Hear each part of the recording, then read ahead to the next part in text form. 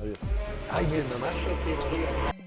Tal vez sea una exageración decir que todos los gamers quieren vivir en el mundo distópico de 2045, en el que Wade Owen Watts, mejor conocido como Parsifal, se dedica a buscar las piezas del rompecabezas dentro de Oasis, para convertirse en dueño de la empresa que mantiene a este metauniverso de videojuegos. Y es que seguramente es el sueño de muchos convertirse en el número uno de las competencias de juegos electrónicos. Es por eso que en el programa de hoy estaremos conversando con expertos de la industria gamer para conocer más de este mundo tan apasionante. Aquí comienza Generación H.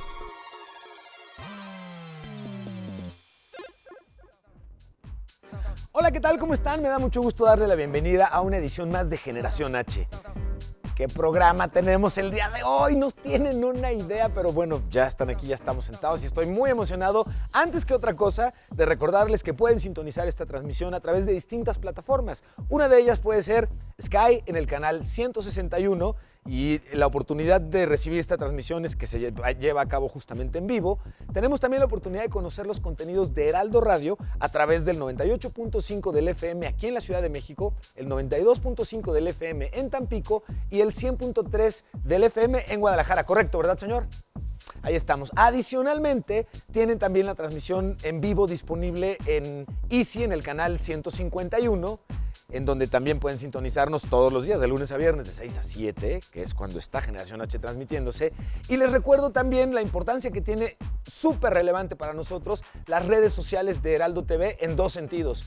Las plataformas que están transmitiendo nuestro programa en estos momentos, háblese de Periscope en Twitter, la transmisión que se lleva a cabo también a través de YouTube y la oportunidad, en el caso de YouTube, ya lo hemos comentado cotidianamente, de regresar, estando la transmisión en vivo, a una parte del programa ya transmitido, volverlo a ver y regresar a la transmisión en vivo, con lo que uno garantiza no perderse ni tantito el chisme o poder repetir algo que no haya quedado muy claro.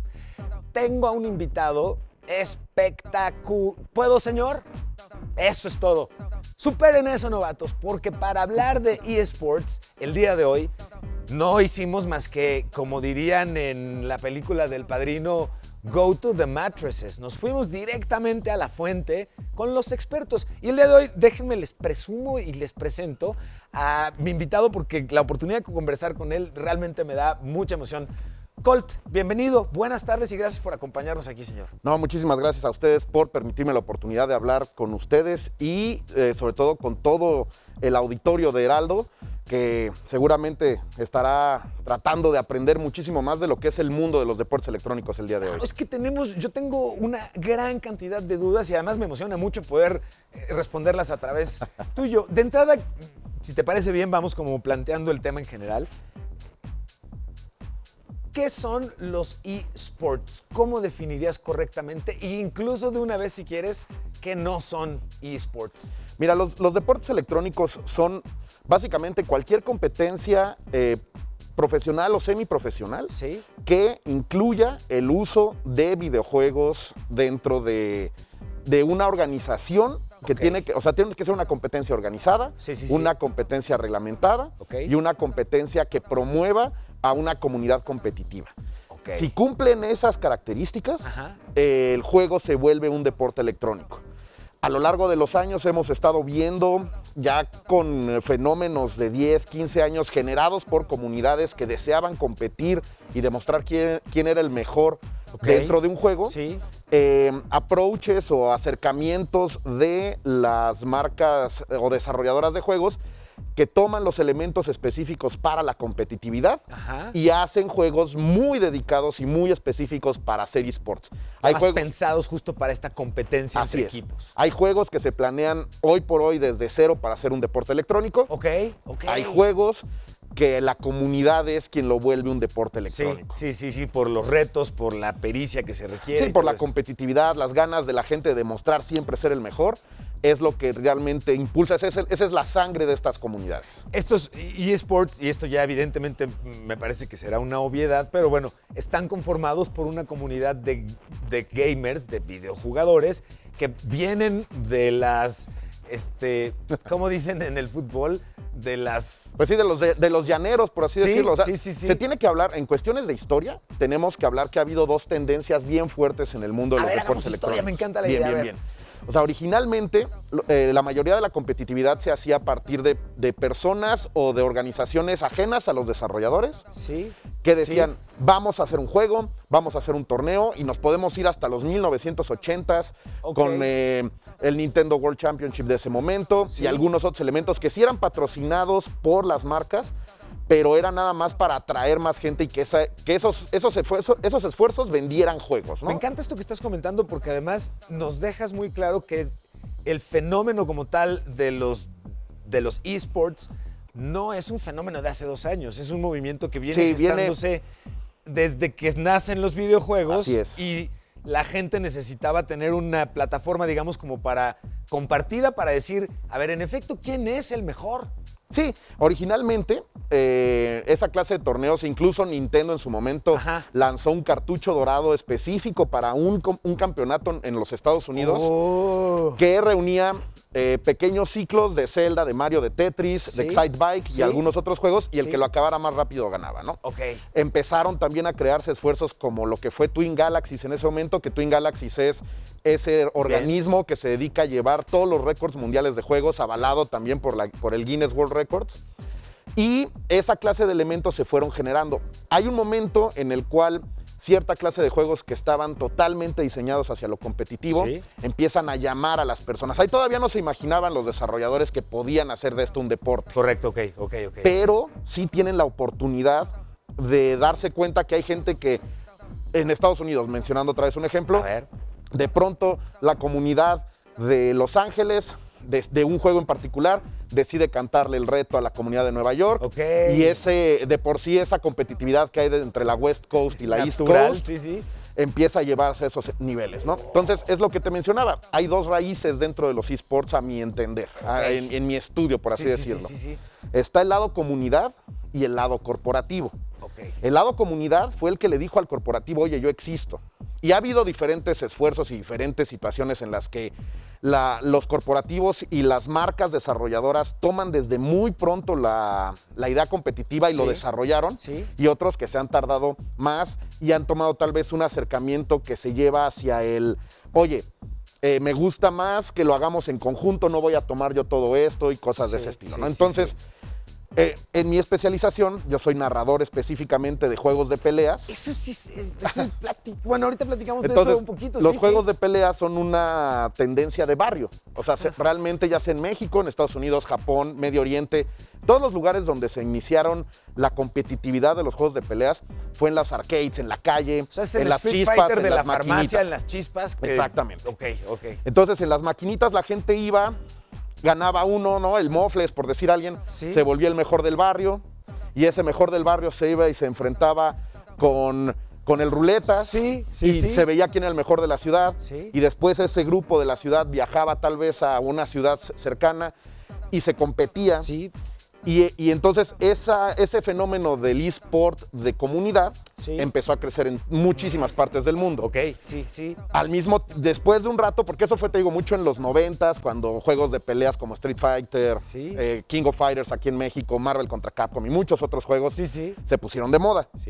Posteriormente, con el alza de los juegos de PC, la competitividad en los juegos para la computadora se vuelve muy, muy fuerte. Desde Doom hacia adelante.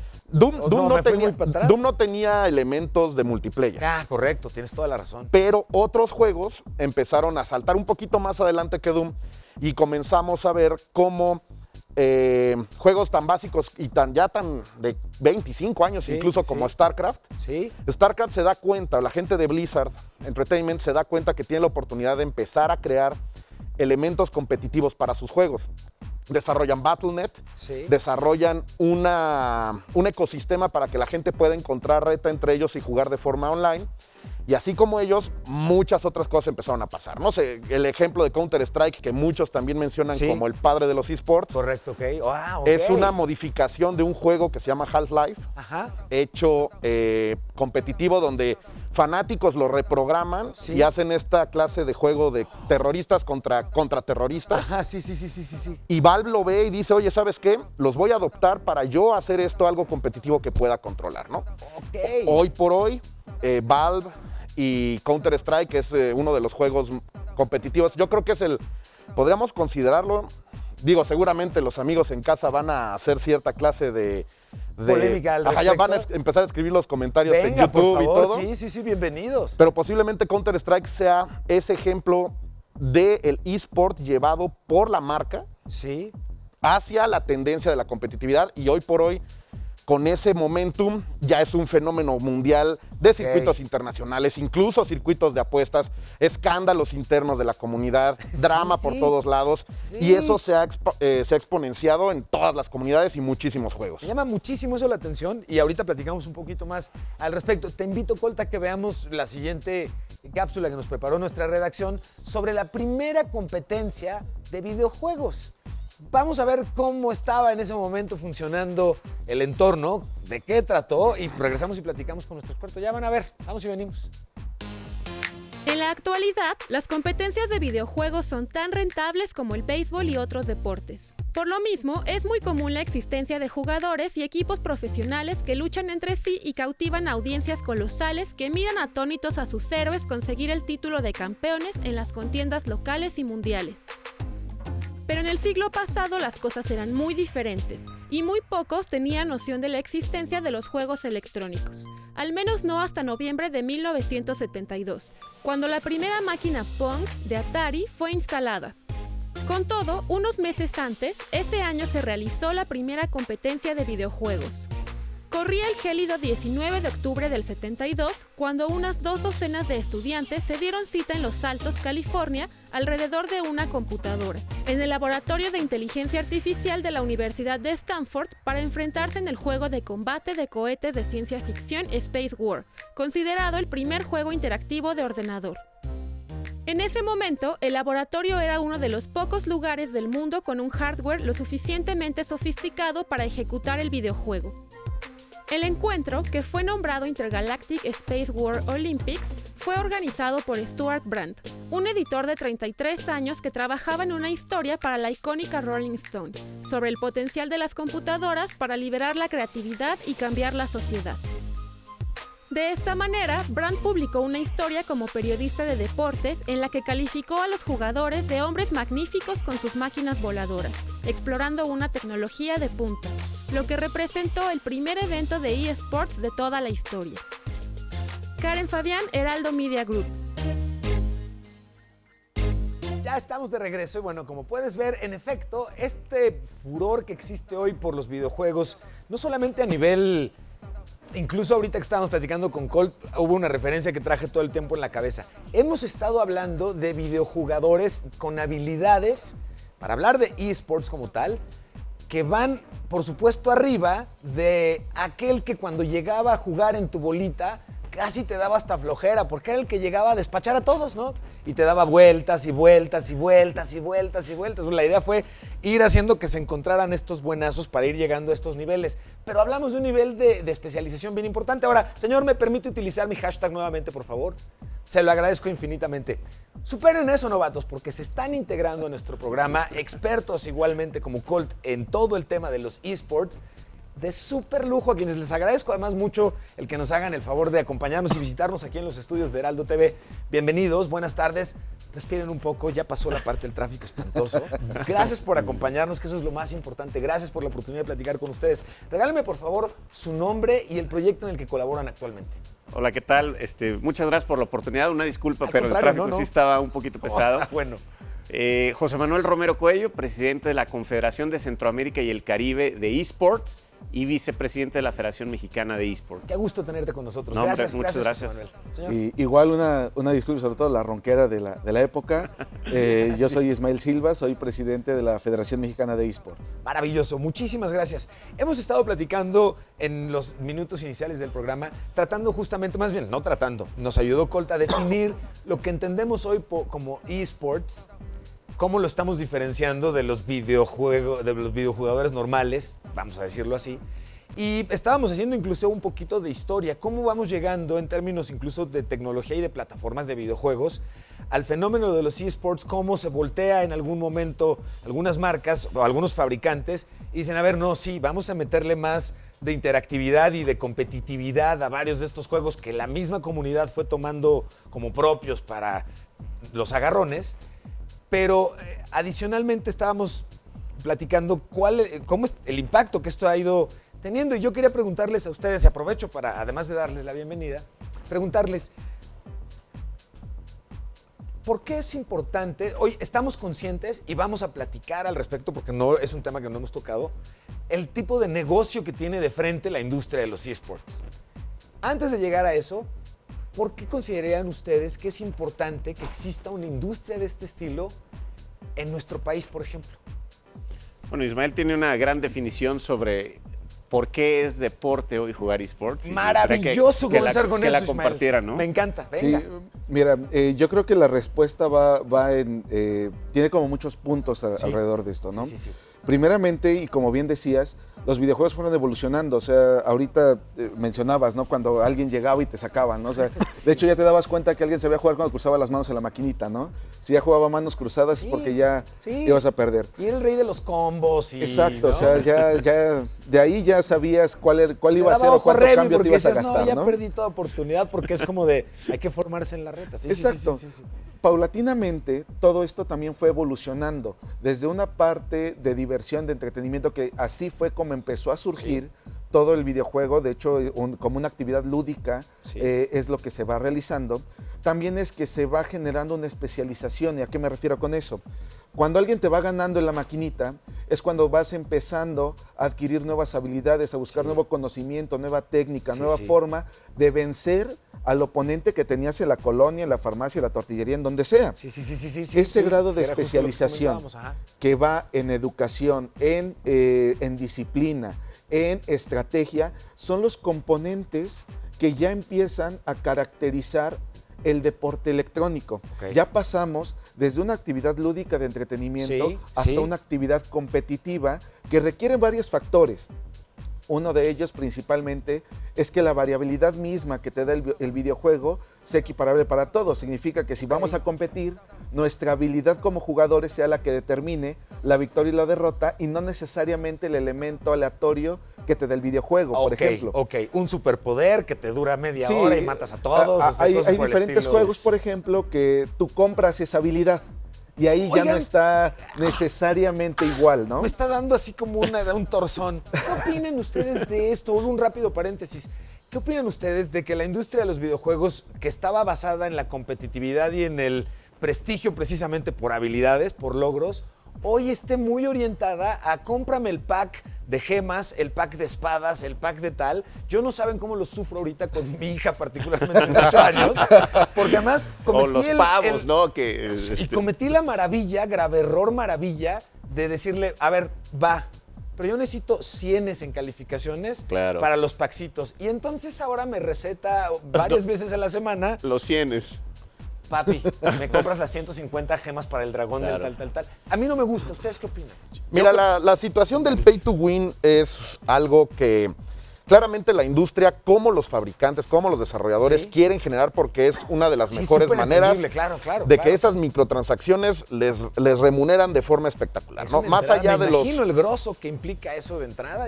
Más allá de los $60 que puedes pagar por tu primer juego, el revenue constante que obtienen los juegos es brutal.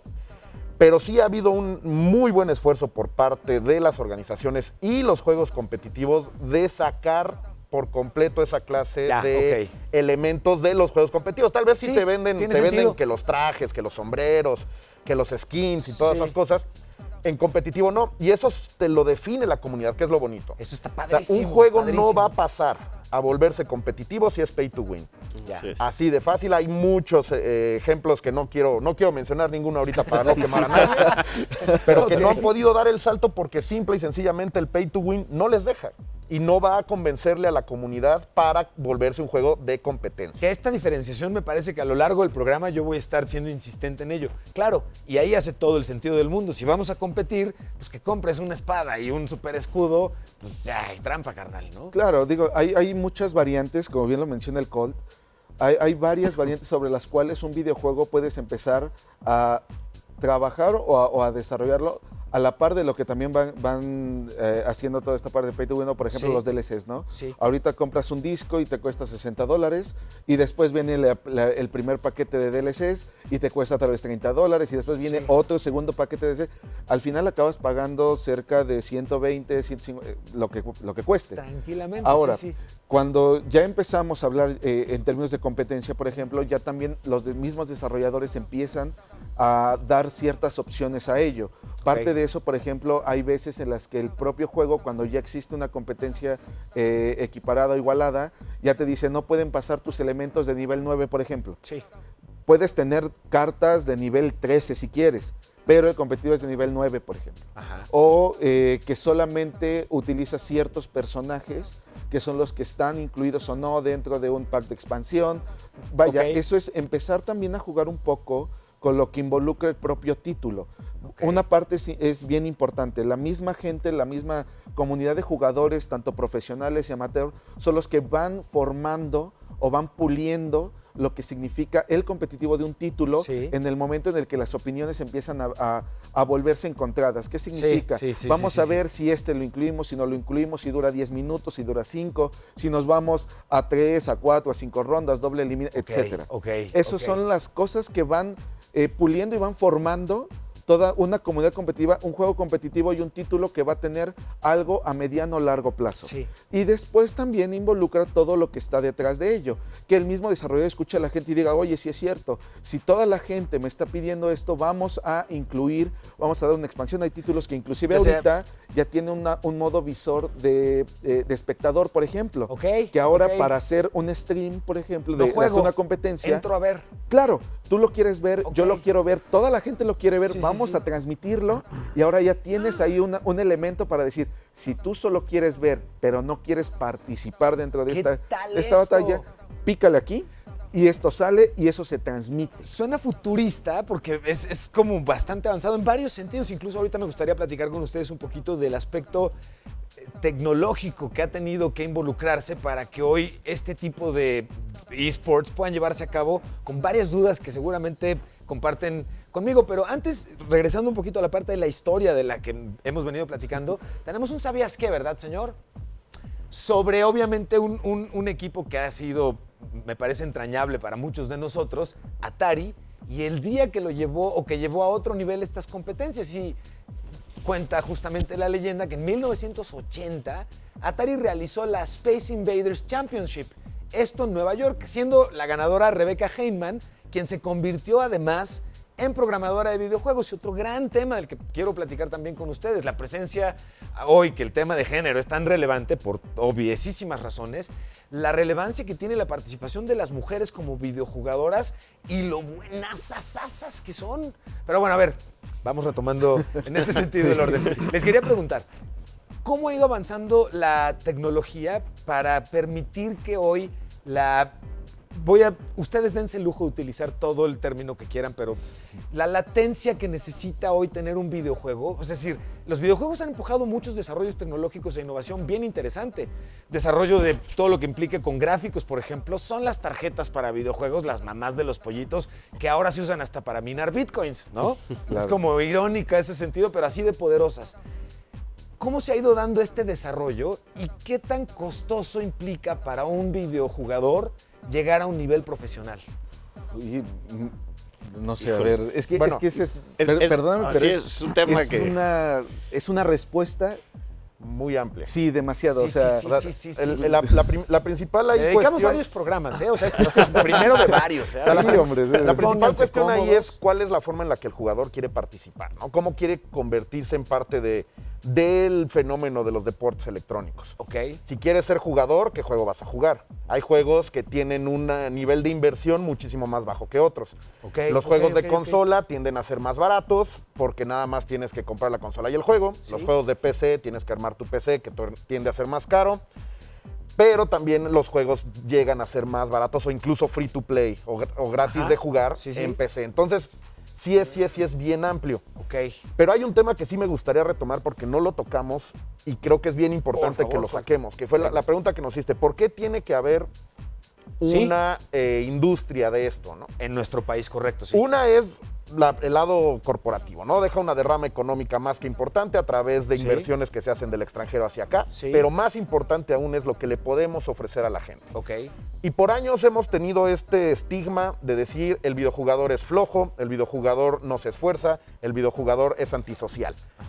Y yo creo que los eSports son la carta perfecta para decir, mira, no es cierto. Es verdad, no se dedicó, no se llevó el ABC normal que las personas tienen en su vida cotidiana, ¿no? No fue a la escuela, tal vez le costó trabajo terminar la prepa, pero si tienes la oportunidad de las habilidades innatas que tienes en una comunidad que te está ayudando a germinarlas y con eso generar un plan de vida y una verdadera profesión, yo creo que ese es el sueño y esa es la razón por la que nosotros hacemos lo que hacemos. Y pongan atención, papás y mamás, por cierto, Santa y los Reyes, que ya recibieron en sus cartas solicitudes de este estilo.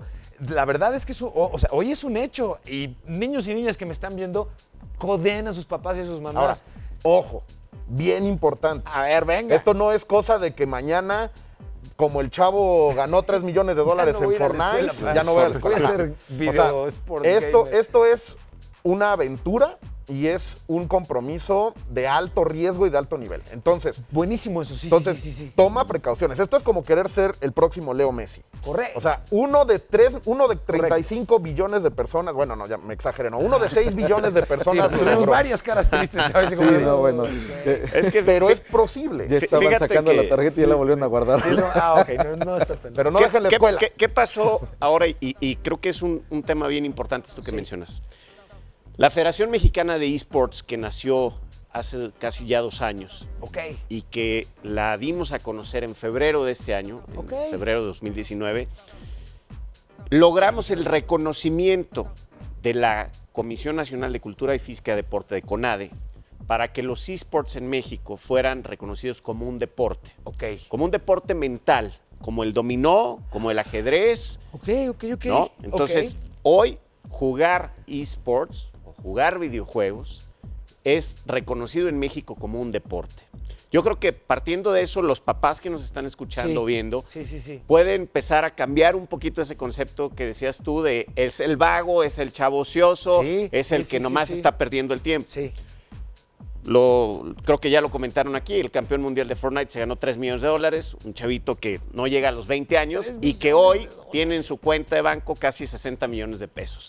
Pero ahora, nosotros acabamos de terminar, por ejemplo, en León, Guanajuato, hace un mes, el campeonato nacional de eSports. O sea, ya hubo un campeonato nacional donde se jugaron 6 títulos, League of Legends, Fortnite, Overwatch, Clash Royale, Samurai Shodown y The King of Fighters. Y de ahí sacamos una selección mexicana. Entonces ya tenemos una selección mexicana para agarrarnos con el resto del planeta. Claro. Hagamos una pausa, déjame hacer por favor una pausa, porque si no el máster nos da unos coscorrones. Pero déjenme antes rápidamente hacerles una pregunta y les voy a pedir que la dinámica sea la siguiente. Voy a hacer una aseveración para preguntarles si es cierto o falso. Ustedes ponen cara de palo para que nos vayamos a un corte, nos quedemos con el suspenso y regresemos. Y la aseveración es la siguiente. Jugar videojuegos mejora el cerebro. ¿Cierto o falso? Y para quienes han estado en este momento acompañándonos, no les va a costar ningún trabajo contestarlo. Vamos rápidamente a ver nuestra agenda universitaria. Los invito a que conozcan los eventos, a invitar nuevamente a instituciones, universidades, proyectos en general. Tienen talleres, cursos, simposios, avances en su proyecto que compartirnos. Háganlo a través de las redes sociales de Heraldo TV y nosotros aquí en el programa estaremos encantados de presentarlo en nuestra agenda universitaria. Vamos a ver lo que tenemos hoy viernes para ustedes. Un corte y regresamos. Está buena la cosa, vamos y venimos. Este año la Secretaría de Cultura lanzó un pasaporte cultural con el que tendrás acceso a los más de 250 recintos culturales. La iniciativa se realizó a través del programa La Cultura Vale, Y el trámite para obtener el pasaporte es gratuito. Únicamente debes ser mayor de edad, ser de nacionalidad mexicana y contar con una identificación oficial. Al tramitar el pasaporte obtienes ofertas en galerías, teatro, cine, librerías, exposiciones y eventos culturales que cuenten con el respaldo de la Secretaría. El sábado 21 de diciembre se llevará a cabo la Feria de Arte Emergente Mundos Posibles número 1, en Galera. Se trata de una exposición de arte gráfico y cortometrajes. También habrá música en vivo y micrófono abierto, por si quieres compartir tus poemas o textos. Acude a partir de las 11 horas, la entrada es gratuita. El Museo Universitario del Chopo le recuerda a sus visitantes que durante el periodo vacacional la entrada a todas las exposiciones será gratuita. Exceptuando el 25 de diciembre y el 1 de enero, el museo abre de miércoles a domingo de 11:30 a 19 horas. Una de las exposiciones que podrás visitar es Elements of Bog, un caso de estudio de performance radical, que indaga la relación entre raza, género y clase social en el arte y la cultura popular afroamericana. La muestra permanecerá en exhibición hasta el 8 de marzo de 2020.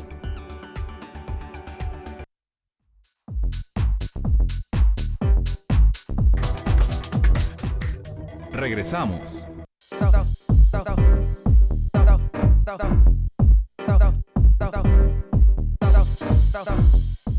No saben qué lujo y qué emoción poder estar platicando de este tema en particular. Además, pues como les dije desde un principio, como si nos hubiéramos ido, en el caso de la película de Don Corleone, to the mattresses. Nos fuimos a la fuente y tener a quienes tenemos hoy como invitados obliga además de entrada a reusar o reutilizar mi hashtag favorito de una vez, señor. Perfecto.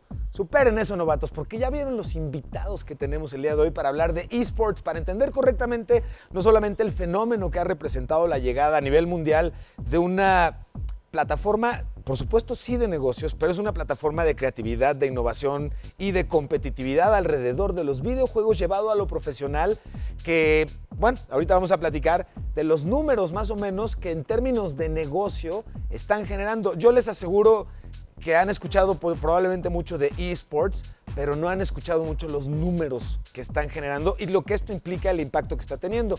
Y antes de irnos al corte, teníamos la emoción de hacerle la pregunta a nuestros invitados del cierto o falso, y esta es justamente la respuesta que tendríamos al respecto. Me regala nuevamente la pregunta, señor, pero la pregunta era, ¿los eSports mejoran el cerebro? ¿Esto es cierto o falso? Cierto. Cierto, contundente y rotundo, incluso hasta por el preguntón, señor. Y la respuesta que tenemos justamente es cierto. Jugar es bueno para el cerebro, pues impacta en la estructura cerebral, aumenta el tamaño de algunas regiones y activa otras haciéndolas más eficientes. Esto con información que nos comparte Frontiers in Human Neuroscience. Pero aquí hay algo, yo preparándome, porque en la emoción me pasó algo peculiar, que me pasa más o menos seguido. Darte cuenta que eres neófito sobre un tema, pero que te gusta mucho y te entusiasma. Claro. Y cuando estás viendo algo al respecto en este sentido, pues no tiene mucho problema. Pero cuando tienes el reto de platicar y preguntar al respecto, pues me entra una emoción muy particular. Entonces vi un par de videos alrededor en general de los eSports y tengo algunas preguntas que incluso la redacción también coincidimos en este tipo de cuestiones. Y una de las más importantes es esta. ¿Qué tipo de habilidades desarrollamos con los videojuegos? En los niveles, además, en los que se encuentran los deportistas profesionales, porque ahí, por lo poco que pude aprender, la capacidad de elasticidad o plástica que tiene el cerebro para, a base de la repetición, lograr exponencialmente habilidades, y estoy refiriéndome desde la velocidad y dexteridad con la que puedes picar un combo, hasta la velocidad de reacción de tu cerebro, casi como de, ya me la sé, ¿no? La rapidez es impresionante. Claro. Mira, la capacidad primero de atención y de retención mental, creo que es una de las principales habilidades que mejora el videojuego. Hoy nosotros estamos en pláticas con la Universidad Autónoma del Estado de México en un estudio muy serio sobre todo lo que desarrolla el cerebro y cómo mejora el jugar videojuegos. Sí. Si tú te pones a revisar un poquito también el entrenamiento de los militares, de los pilotos de guerra o de combate, sí, primero es en un simulador de videojuegos. Correcto, sí. Incluso los médicos sí, hoy están entrenando en un simulador para una operación. Sí. Entonces, el que los niños o los jóvenes empiecen a temprana edad a estar desarrollando el cerebro. Y aquí es donde la federación y la confederación tenemos una tarea muy importante y un compromiso social de que pueda ir cambiando ese chip que se tiene de decir, el que juega videojuegos es un cuate que está perdiendo el tiempo. A quien entrena videojuegos de una manera organizada, ordenada, bajo un esquema, bajo una metodología, bajo un entrenamiento. Porque hoy al ser deporte, te hablo que tenemos entrenadores, nutriólogos, psicólogos. Quiero que nos platiquen de esto al respecto. Entonces, claro. Contestando la pregunta y también para que mis compañeros puedan opinar sobre el tema, es cierto, desarrolla el cerebro, retención mental, capacidad de atención, capacidad de decisión, ¿no? Porque tú tienes que decidir si te vas por un camino o por otro. Son habilidades cognitivas. Entonces son habilidades cognitivas, pero siempre y cuando lo hagas de manera organizada y ordenada, ¿no? Porque no es lo mismo que alguien o que un chavo que lamentablemente se han dado casos que se pasó jugando 24 horas y al día siguiente pues tuvo a lo mejor pues una enfermedad o Le dio el torzón, no como diría rindió mi al abuelita, 100%, pues, ¿no? claro, Entonces, todo en exceso es malo, ¿no? Sí, que puede ser deshidratación. Sí, claro, es como si no alguien dormir, una serie de cosas no que se van entrena para un Ironman, ¿no? Y al día siguiente quieres correr el Ironman, estábamos ¿no? justo Entonces, platicando de eso exactamente hace un par de es lo programas. mismo, ¿no? Ahora, aquí hay algo importante porque a mí me llama la atención lo siguiente, y ayúdenme entonces para quienes en casa además tuvieran esta misma pregunta de, a ver, espérame, ya me estoy confundiendo.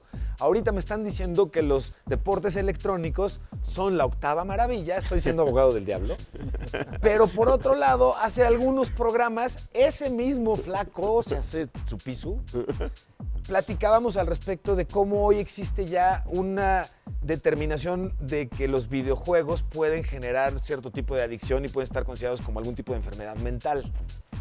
¿Dónde se encuentra lo que estamos hoy platicando con esto? Yo creo que aquí el aspecto es la programación y el perfil que tiene un videojugador. Y la visión del acercamiento a esta disciplina que con la que se quiere dedicar a ser un competidor, ¿no? Ya lo mencionabas. No nada más es una cuestión de memoria, la capacidad de sobrellevar altos niveles de estrés.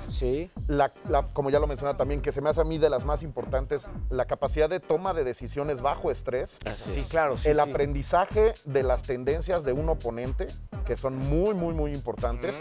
Y sobre todo la capacidad de tanto ejercer condicionamientos a tu oponente, como tú evitar tener esa clase de condicionamientos, ¿no? Entonces, esas habilidades, junto con muchas otras, que te desarrolla cuando estás compitiendo y entrenando, están definidas por personas que tienen las ganas de ser superiores a otras personas. Correcto. ¿No? Que quieren competir, que quieren ganar, que quieren automejorarse a sí mismos.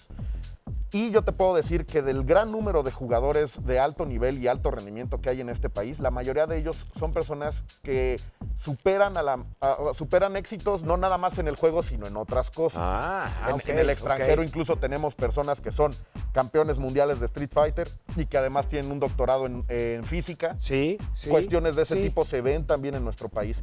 Y yo creo que la principal diferencia es, no es que necesite al juego para ser mejor, es que utilizo al juego para ser mejor. Exacto, es como una herramienta que complementa. Y ahí, complementando un poquito lo que mencionaba, en el Campeonato Nacional en León, Guanajuato, tuvimos una gran sorpresa de encontrarnos a papás, a abuelos que llevaban a jugar a sus nietos o a sus hijos. ¡Qué maravilla! Y así como cuando nosotros jugábamos en la escuela, en el fútbol, en la liga cuartita B o en la instruccional o en la juvenil, que iban nuestros papás a vernos, acá igual. Y entonces me decían a mí los papás, oye, si es un deporte y mi hijo es bueno, ¿dónde lo puedo llevar a que entrene? Esa sería, creo que, la siguiente inmediata pregunta que yo te querría haber hecho. Ahora ya la federación, uno de nuestros programas para 2020 es justamente los desarrollos para que los jóvenes entrenen de manera certificada y organizada. Claro, y es que hay otra cosa, y perdón que te interrumpa. No, por favor, al contrario. Hay una evolución de cómo se va integrando el mundo digital a la vida actual. Sí. ¿Qué beneficios te da todo lo que ya mencionaron? Y te aseguro que otros 20 que en este momento no ponemos sobre la mesa. Correcto. Bueno, es más, vamos a ver qué habilidades adquieres y para qué te sirven. Claro. Tomar una decisión de manera tan rápida que te ahorre medio segundo, sí, en un accidente de auto, te salva la vida. Eso sí, es salvar vidas. Por supuesto, ahora, en la bici, claro. ¿Cómo es que se incorpora todo este mundo digital a la realidad actual, tanto en dinámicas familiares como en desarrollo deportivo? Y bien lo decías. Este proceso, porque al final de cuentas es un proceso, debe de ir dividido en las etapas de vida de cada persona. No vas a entrenar igual a una persona de 6 años que a alguien de 15 años. Correcto, ok. Sí, claro. Se tiene también la facultad de que el videojuego, además de adquirir habilidades, también puedes aprender valores. Claro. Puedes tener amigos, puedes aprender otro idioma, puedes tener tu primer acercamiento con música clásica, sí, con otras artes. De hecho, la Catedral de Notre Dame, que se acaba de incendiar lamentablemente, sí, van a hacer el plano, lo hacen a sí, partir de la renderización que hizo Assassin's Creed. Sí. Ahora, ¿qué tal eso, ese mundo que se incorpora es el nuevo reto que tenemos como personas, sí, como familias, y a dónde nos acercamos a ello. Podemos decir en este momento que los videojuegos pueden ser tan buenos o tan malos de acuerdo a lo que hayamos visto. Ya. ¿Qué ventajas pueden tener? Muchísimas. ¿Qué desventajas o qué conductas adictivas pueden originarse a partir del mundo digital o de la práctica de videojuegos? Sí. Eso es a lo que tenemos también que mencionar, que la práctica responsable es lo que va a ser determinante para que esto se convierta en algo positivo para tu desarrollo personal, o en algo que vaya a limitar el crecimiento que tengas. Que es un poco la combinación de, evidentemente, como en todo, pues en exceso te va a hacer daño, pero vaya, más bien lo estaban comentando y lo pensaban en el ejemplo de, puedes pasarte todos los días, todas las tardes, echando cascarita de fútbol y jamás vas a llegar a primera división, ¿no? Claro, si no hay una técnica, si no hay un método, entrenador, si no hay alguien que te vaya guiando. Sí, un objetivo particular. Los mejores jugadores del mundo, Ronaldo, Messi, todos los que me menciones, pasaron por fuerzas básicas, juvenil, y tuvieron entrenadores que le fueron diciendo cómo mejorar la técnica. Claro, igual acá. ¿Y cuál es uno de los objetivos, por ejemplo, de la Confederación de Centroamérica y el Caribe? Que México tiene la presidencia y que logramos el consenso. Eso es maravilloso. De 8 países para integrarla, y que hoy la región tiene 37 países. Ok. ¿No? Que es que el día de mañana, cuando ya el Comité Olímpico Internacional apruebe que los eSports sean deporte olímpico. ¿Tarda mucho? No, eso va a ser, te lo puedo garantizar, que en París 2024 lo vamos a tener. El proceso es el siguiente. O sea, siempre el Comité Olímpico. Qué momento para estar vivos, en el ciclo anterior, que qué disciplinas se van a jugar en la próxima Olimpiada. Entonces, en Tokio deben de hacer una serie de selección. Deben de dar el comunicado, donde diga que en París 2024 se integran. Ahora, veamos los tiempos, por ejemplo. Significa que en 2020 vamos a tener 4 años para formar una selección mexicana que compite en Olimpiadas. Ahora, el deporte, de la manera en la que está estructurado en México, es que el organismo que manda a Olimpiadas o que manda a competencias oficiales es la federación que coordina ese deporte. En este caso, la selección mexicana de eSports, que puede asistir a Olimpiadas, Centroamericanos, Panamericanos, Universiadas, Copas CONADE, etcétera, lo hace la Federación Mexicana de eSports, dado que tiene el registro único de deporte, donde le otorga la competencia en deportes electrónicos. Que eso está espectacular. Ahora, yo sí quiero traer algo aquí. Venga, ¿no? dale. Y el esfuerzo que se está haciendo a través de la FEMES y todo eso está genial. Sí. Pero no creamos que hoy por hoy no existe ya un ecosistema de ese estilo. No, claro, es buena observación. Hoy por hoy, el esfuerzo empírico, por así decirlo, y el esfuerzo alimentado por una pasión de comunidades de múltiples juegos, nos ha dado hoy en día en este país al campeón mundial de Smash Brothers, indiscutible. Eso quería yo preguntar. Nos ha dado a un equipo altamente competitivo y altamente exitoso de Gears of War. Campeón mundial de Clash Royale. Es decir, México se pone al tú por tú ya hoy. Sí. En eSports, en varios programas. Mucho talento y eso ha sido evolución misma de los jugadores. O sea, ellos mismos desde hace tiempo, o sea, estaba hablando desde las maquinitas. No, la clavadez de los equipos empezó me queda a competir, clarísima empezó a entrenar, empezó a desarrollar las habilidades que se tiene. Ahora, si esto ha llegado a este punto de tener esos campeones, esas personas competitivas, esas personas que sacan la casta por todos los gamers, porque ya no estamos hablando necesariamente de un título o de una persona. Si esto hemos llegado a tener, ese es el potencial que debemos de impulsar para llegar a otras áreas. Estoy en donde totalmente México de acuerdo. sea puntero en deportes electrónicos. Sí, claro.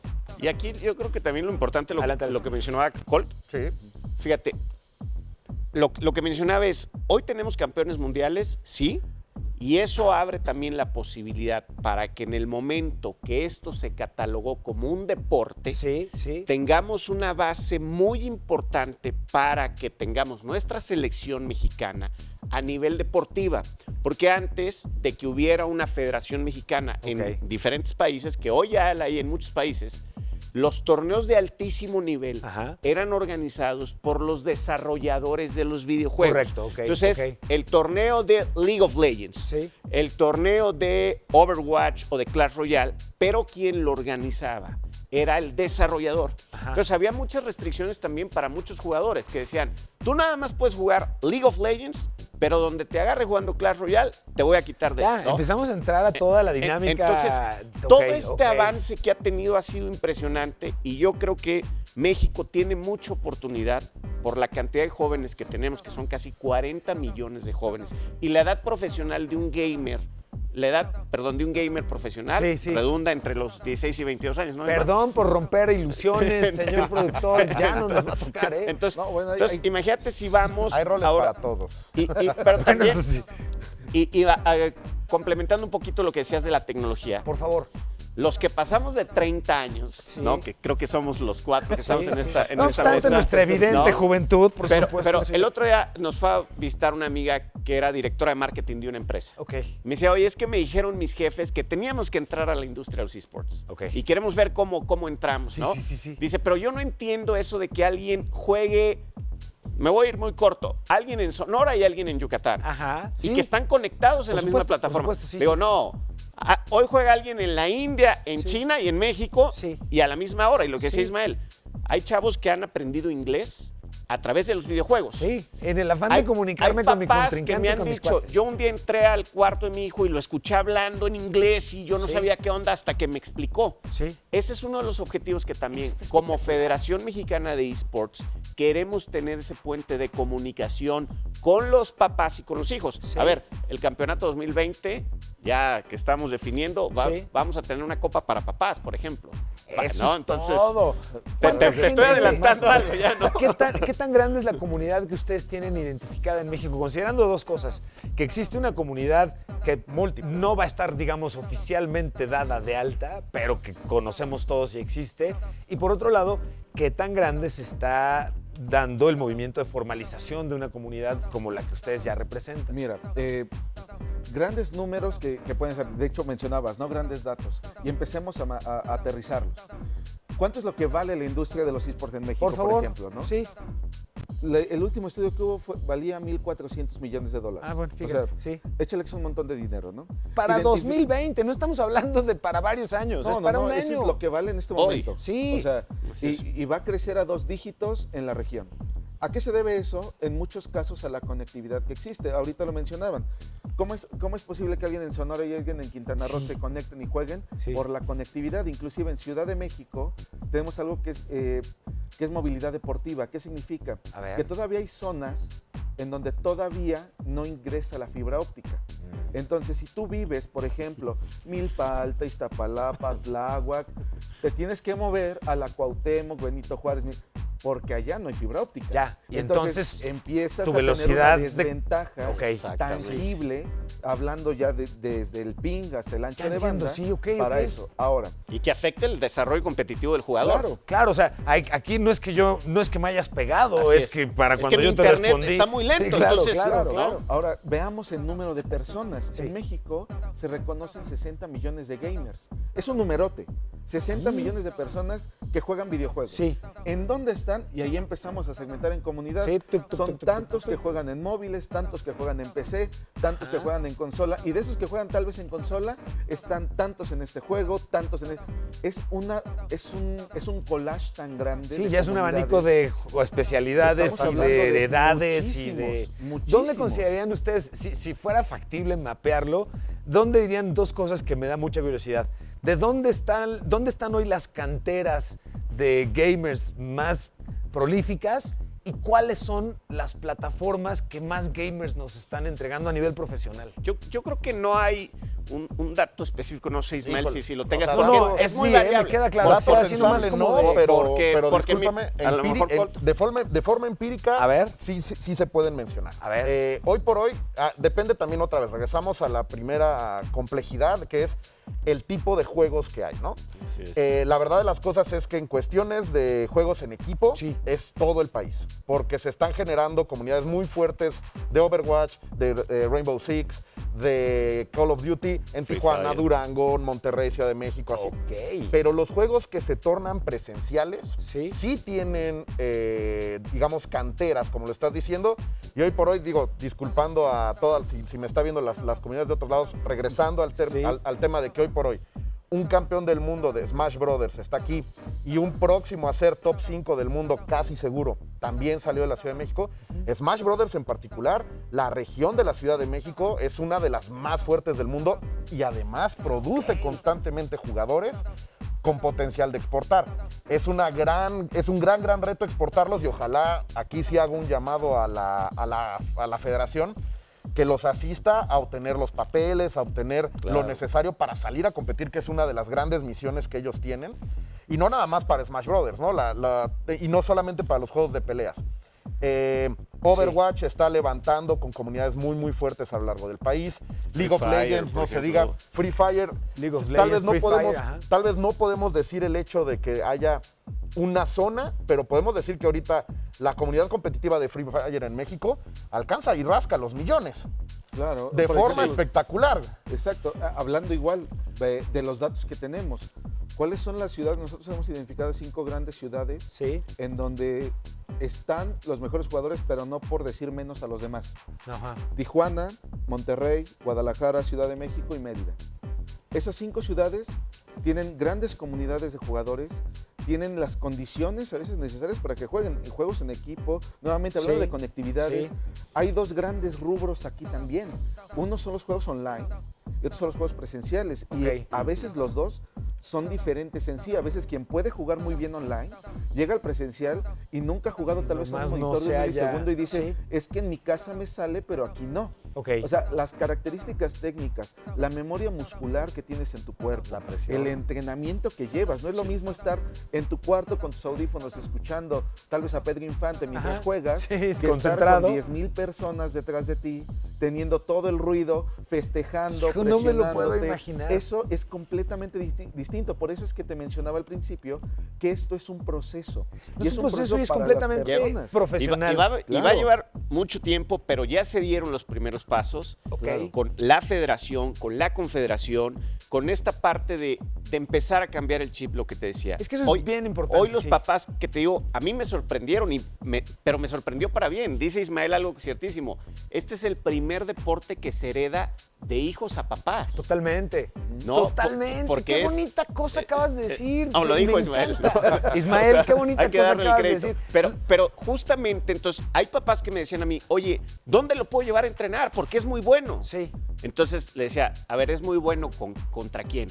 Entonces ya dice el papá, bueno, pues es que juega ahí con sus amigos y ahí sí gana, ¿no? Contra ellos, pero entonces ya cuando lo empiezas a medir el nivel deportivo contra el chavo de Sonora, de Yucatán y demás, entonces hoy uno de los objetivos de la federación es que nuestra selección mexicana empezarla a preparar para las Olimpiadas de 2024. Ya, por ejemplo, en Tokio, que es el próximo año, hay un esfuerzo, un side event o un evento previo a las Olimpiadas que organiza una empresa privada relacionada con tecnología, pero con el aval del COI. Que eso está espectacular. Entonces, eso te dice que el día de mañana ya hay una comisión que se está analizando para que los eSports sean por lo menos deporte de exhibición en París 2024. Ay, no saben qué emoción. Me está comiendo el tiempo. Me tengo que animar a comprometerlos al aire, a que me hagan el favor de poderme acompañar nuevamente y sigamos platicando de este tema. Claro, rapidísimo, ¿dónde podemos contactarlos rápidamente? En todas nuestras redes sociales estamos como @femesmex, en Twitter, Instagram. Femesmex, ok. Exacto, y la página de internet www.femes.com.mx. Perfecto. Colt. Yo, tengo varias redes sociales, la principal es Twitter, Sí. Colt-MX, ahí me pueden encontrar. Y sobre todo, si tienen interés de unirse a esta clase de comunidades y a esta clase de esfuerzos, contáctenos. Seguramente vamos a poderles ayudar a encontrar dónde está esa comunidad que ustedes están buscando para ir, jugar, entrenar y mejorar. No sabes cómo te Y agradecemos, crecer. señor. ¿Puedo tomarme una foto con mis invitados, señor? Se lo agradezco mucho. No se levanten, por favor. Yo me quedo acá y la estamos subiendo en las redes sociales de Heraldo TV. Y con esta foto, además de agradecerles el que me hayan acompañado, a nuestra audiencia le agradezco la oportunidad de comentar estos temas para ustedes. Soy Emilio Saldaña, El Pisu. Nos vemos la próxima semana. Muchas gracias. Gracias. Adiós. Ay, miren, nomás.